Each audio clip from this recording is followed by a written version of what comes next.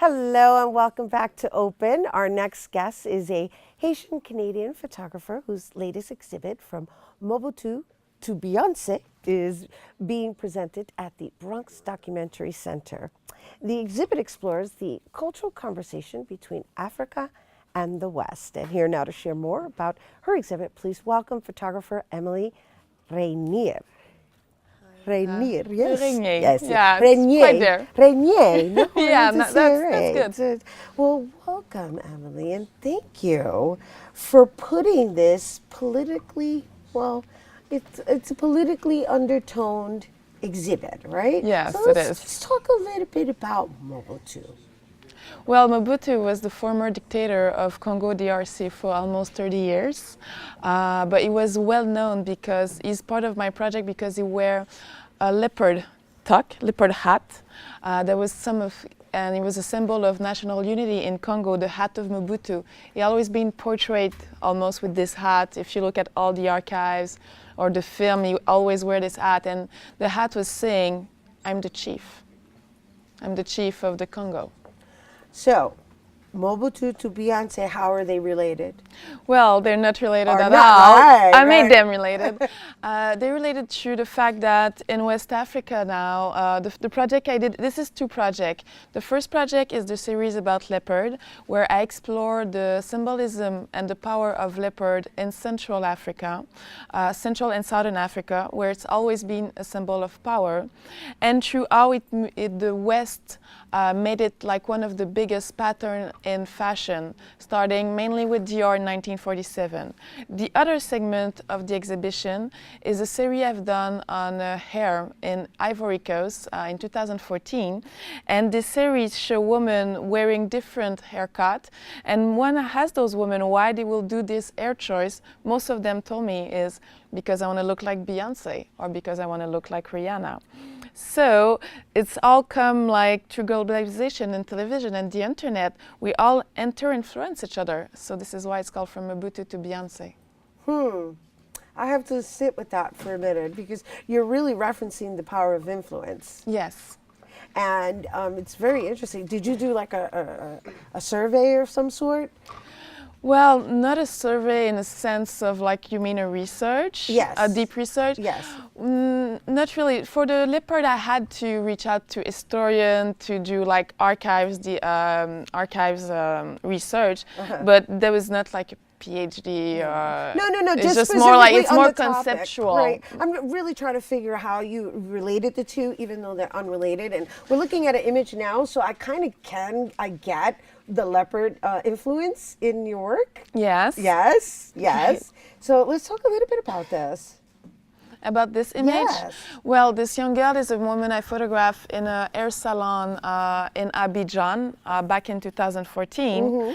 And you can see her hair. Like when the women say, I want to look like Beyoncé, the woman I photographed for this project, it also means like there is Beyoncé, but this is my interpretation of Beyoncé, which is very cultural or linked to their own vision of aesthetic. So are you just randomly capturing these ladies? Somehow, yes. I went from market to markets in different neighborhoods of Abidjan, where I will go to the hair salon, meet women, talk with them. Some will be hairdressers, some will be actually customer women that came to have their hair done. So I guess the true underlying story here is hair. Yes. Yes. For this project. Yes. Okay. No, it's just I'm tying it all in together.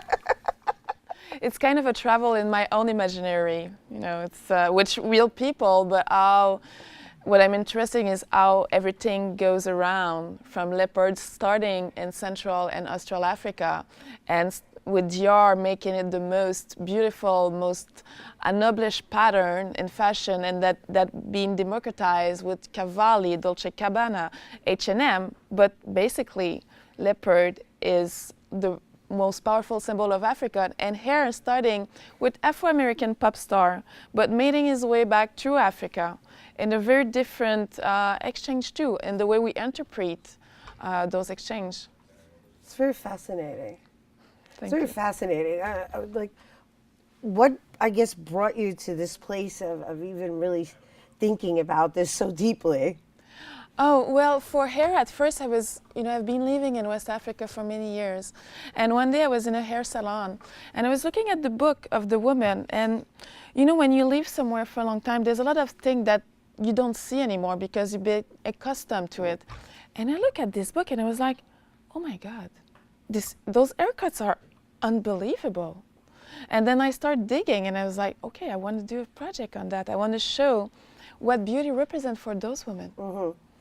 Yeah, no, it's beautiful because you definitely captured art, and that's all I see in your images. It's just the art, and I'm seeing even in the women doing their hairs and they're walking around like pieces of art. Yes, and there's always been a tradition for women and hair in Africa, much before the wigs and the extension.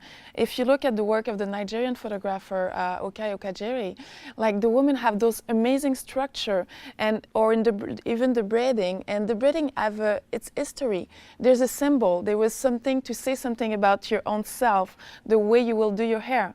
And I feel that even in more contemporary times, with the reference of Mobutu or Rhina, they still say something about themselves that is really deep. Nice. And so how long are you on exhibit at the Bronx Documentary Center? Well, the show is starting this Saturday at 6 p.m. and is going to be going through until June 4. Okay, so there's an opening reception happening this Saturday? Yes. At 6 p.m.? Sure. And we congratulate you. Thank you. On basically just empowering all of us to just be who you want to be and just express yourself fully, especially with different types of hair, right? Yes, sure. And you're also, this is what I interpreted from your images. You're also saying that hair almost can identify people's origins, or like their regions, or where they reside. Yeah, well, yes, it is. Yeah, right? Totally. Yeah. I mean, those photos were taken in Abidjan, but if you go to different region of Ivory Coast, like on the border with Liberia, you won't have the same hairstyle.